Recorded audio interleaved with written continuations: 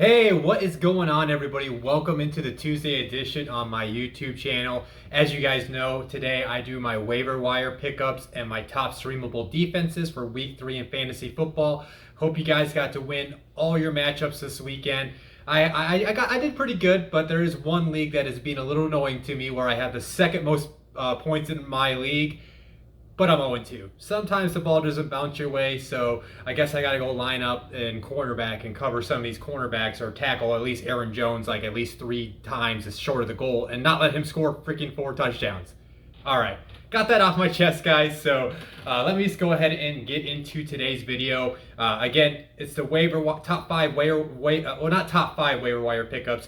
I do my top quarterback, running back, wide receiver, tight end, and my flex add of the week. These are per Yahoo. They have to have.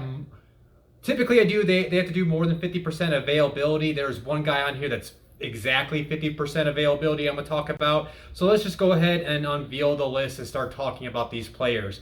My top quarterback out of the week is, yes, it is Daniel Jones, the New York Giants quarterback. He's available in 81% of the leagues. This past week against the Washington football team, who was supposed to have that great defensive front, he had a pretty good game. He had 249 passing yards, a touchdown, and he brings you that floor as a fantasy quarterback, where he had 9 rushes for 95 yards and a touchdown. And honestly, he should have had 2 touchdowns on the ground if they didn't call that stupid holding penalty that they did on that very long run that he had this past Thursday night. Now, the reason why he's my ad of the week is because they're going against the Falcons this week. The Falcons have been absolutely torched on their defense. Their defense is struggling to contain anything at this point. So I think he's got a good matchup. So I'm not sure if Daniel Jones is going to be a long-term answer for somebody at the quarterback position. But I do think if you're like in a super flex league, if maybe your quarterback's a little banged up, I know some injuries happened this past weekend, and you're looking for an option just for this week, I would definitely consider rolling Daniel Jones and see how he performs. And maybe if he does ball out again, maybe this is something to watch. Because keep in mind, he finished as a top 10 fantasy quarterback this past week. So I could see him doing that again against his Falcons defense. And then we'll have to see if he can develop some consistency. Or maybe he is a week in and week out play. But I definitely like him for week 3 this week. My running back out of the week, I ended up switching the name after I got a workout in. I thought about it in my shower. I'm like, man, should I leave the name I had? And just if anybody's wondering, I had J.D. McKissick, but I wasn't a big fan of it. It was more of a backup play if you have Antonio Gibson. But it is going to be Michael Carter, the Jets rookie running back. He's available in 50% of the leagues. I'll be completely transparent. On my drive home from work today, one of my best friends, Eric, called me. He said a bunch of TikTokers are saying Ty Johnson is the Jets running back to own. No, it's not. I'm sorry. Ty Johnson's their 3rd string running back. They still got Tevin Coleman, and they invested a draft pick into Michael Carter. Insert Mean Girls gif or meme where it's not going to happen, so stop trying to make it happen. That's the way I feel about Ty Johnson in terms of fantasy.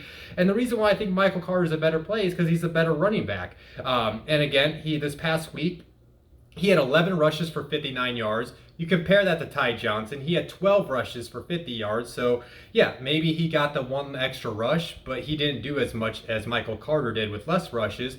And the little bit of a difference to keep in mind, Ty Johnson had no targets in the passing game.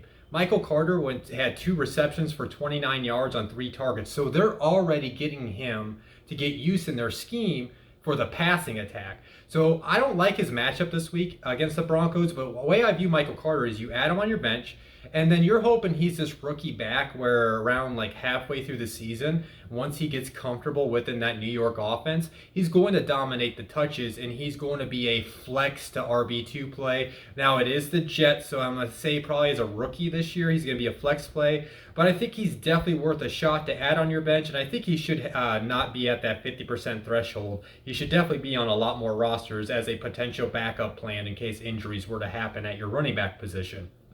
My wide receiver ad of the week, he was my pre-week 1 ad of the week at the wide receiver position. I'm can't believe more people don't have him on their roster. But I understand. Yeah, he didn't have a big week one, but he blew up this week. That's Henry Ruggs, the wide receiver from the Raiders. He's available in 66% of the leagues right now.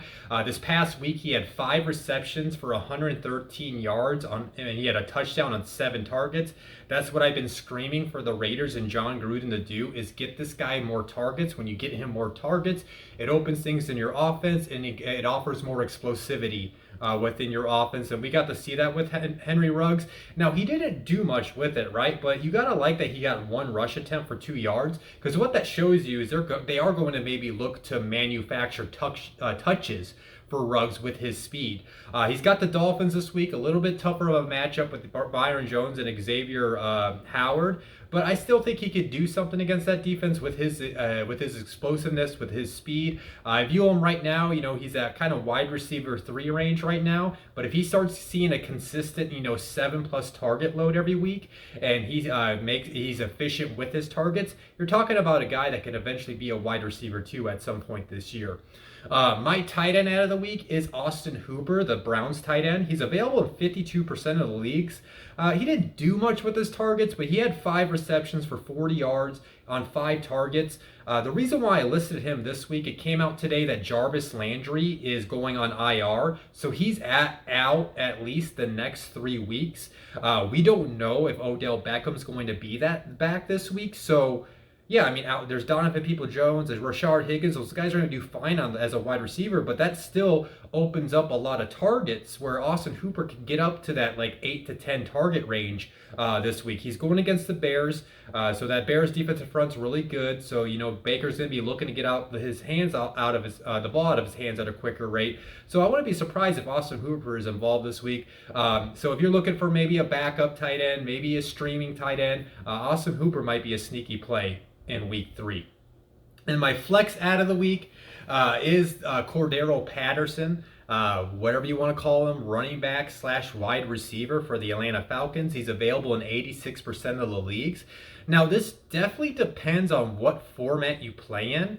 When I was doing on Yahoo, they have him as running back eligibility and wide receiver eligibility. So that gives you a lot of wiggle room where you could use him. Now, I am worried about his sustained success, his sustained touches in this offense, if this is going to be a week in and week out type of thing. But you can't ignore the amount of touches that Atlanta tried to feature him this week against the Bucs. He had 7 rushes for 11 yards, not that much, but he still got a touchdown on the ground. And then when they lined him up as a wide receiver, he had 5 receptions for 58 yards, and he had his second touchdown on the day on 6 targets. So they look to get him the ball 13 times in that game. I view him as a bench play. I don't think he's going to be a starter. You do want to see some consistency out of him, but if he's seeing this type of touch load every week, and maybe it's when we get to the buys and maybe injuries happen, or maybe if he sustains getting, some touchdowns or whatever, maybe he slides in that flex range for you. But I definitely think he's worth adding on to the bench. So again, my quarterback ad of the week, Daniel Jones. My running back ad of the week is Michael Carter. My wide receiver ad of the week is Henry Ruggs. My tight end ad of the week is Austin Hooper. And my flex ad of the week is Cordero Patterson. And now let's go ahead and keep it moving right into the streamable defenses. Again, same thing per Yahoo. These defenses have to have more than 50% availability. I'm making it a lot harder on myself this year, and that really showed when I was trying to figure out who I think would be worth streaming in week 3 that has that at least more than 50% of leagues they're available in. Well, it was easy picking my first one. As you can see, it's the Panthers versus the Texans. The Panthers are available in 78% of the leagues right now, and they're going against Texans. Now, this is on Thursday night, so you want to try to get them tonight, get them in your roster, get them in the starting lineup for that Thursday night game. They're going against the Texans. Tyrod Taylor has just been placed on IR, so he's out for the next 3 weeks. They're going to be starting Davis Mills at the quarterback position. He's a rookie quarterback on a short week, and I think, if I remember right, he had only 8 or 9 starts in college, so he doesn't even have a lot of football experience to say the least. So, and then you talk about the Panthers. The Panthers defense has been playing great in the first 2 weeks. So I see Brian Burns getting after him a couple times, maybe J.C. Horn getting his pick or something, or one of the other secondaries, Jeremy Chin getting an interception. So I see some turnover potential and some sack potential in that matchup. Moving on to my number 2 defense, streamable defense of the week, I'm going with the Giants against the Falcons. The Giants are available in 93% of the leagues. Just like that Falcons defense, that Falcons offense has had some struggles, definitely protecting Matt Ryan. And I think the Giants front with Leonard Williams and Dexter Lawrence up front can eat the middle up that defense, where Azeez Ojulari should get one-on-one opportunities. And I think you could get some sacks out of that Giants defense this week. I believe with the Bucks had like 2 pick sixes against the Falcons last week, so there is that turnover potential as well with how this Atlanta offense is playing. So I think if you were desperate and you start getting into my 2 through 5 lists on this range, I would definitely consider maybe taking the roll of the dice with the Giants defense. My third streamable defense of the week is the Raiders against the Dolphins. The Raiders are available in 97% of the leagues. That Raiders defense isn't perfect by no means, but they are starting to play a lot better. They kept that Steelers offense somewhat in check for the most of the day. They got I think at least 1 interception off of Ben Roethlisberger, and then on top of that, they were able to contain the rushing attack from the Steelers. And this week they're going against the Dolphins, whose offensive line is a complete mess right now. So they're going to be able to not only contain the run, but Max Crosby and Yannick Ngakoue, they're going to be able to get after whoever the quarterback is. And that leads to my second point on this Dolphins team. Tua left last week with an injury. It's a rib injury. It's more about tolerance. So there is probably a slight good chance he can play, unless it's like he just cannot make a throw without wincing and without crying in pain. And then if he doesn't play, it's going to be Jacoby Brissett. And Brissett struggled this past week against that Bills defense.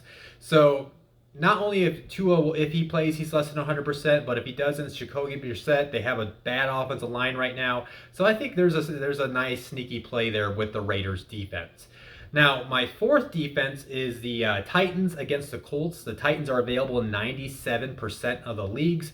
Similar to the Dolphins, we got the last 3 teams kind of got a similar scenario going right now where their starting quarterback is hurt. Carson Wentz sprained both of his ankles. He was in a walking boot last night, so there is obviously a lot of doubt surrounding his availability if he's going to be able to play this week for the Colts. And if he's not able to play, they're going to be facing against he's not a rookie, but Jacob Eason would basically be a rookie quarterback making his first start in the NFL.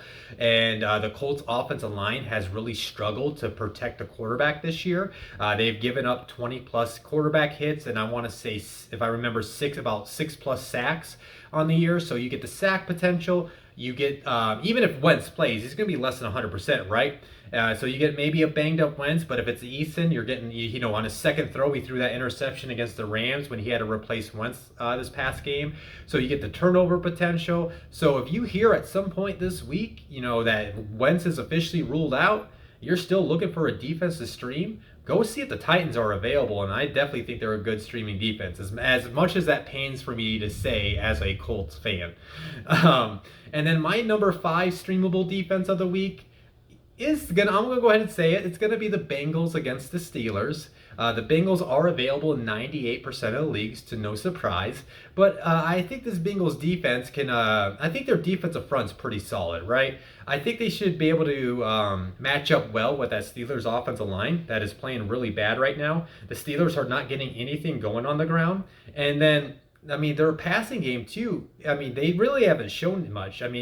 They've been really hit and miss here. Again, I know the Bills are a really good defense, but as I mentioned, they struggled against that Raiders defense. And then it came out today that Ben Roethlisberger is dealing with a pec injury. So even if Ben Roethlisberger plays, he's already kind of playing okay. And then on top of that, if he's not 100%, he's not going to be able to put all into his throws. I mean, who knows how consistent this passing attack is going to be? Especially, I think, yeah, Deontay Johnson, he's banged up, so I know there's questions surrounding his availability for this week, so they might not even have one of their top wide receivers. So, man, this is going to be like a super deep league probably at least 12 plus teams, if not 14 plus teams, but if Ben Roethlisberger even gets ruled out, I mean, who's it going to be? I think Mason Rudolph is right now their backup. I don't think it's Dwayne Haskins yet.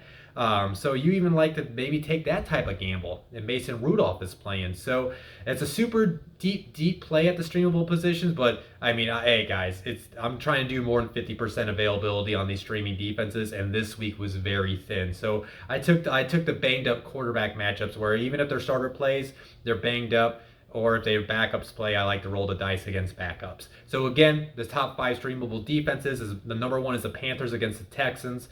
My number 2 defense is the Giants against the Falcons. My number 3 defense is the Raiders against the Dolphins. My number 4 defense is the Titans against the Colts, and my number 5 defense is the Bengals against the Steelers. So yeah, that's my week 3 fantasy football fantasy video. The waiver wire is top 5 streamable defenses. If you did enjoy today's video, as always, hit that like button. If you have not subscribed, please subscribe to my channel. I definitely want to keep on getting that number up and up as we progress through this season. And then, as always, I like to promote the Prospect Encyclopedia. Just go to prospectencyclopedia.com so you can read more on it. The Prospect Encyclopedia is available for only $15 to get the whole PDF.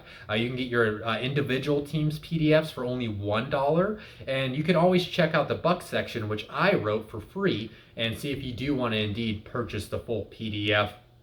And then, I'll be back tomorrow with my top starts and sits for week 3.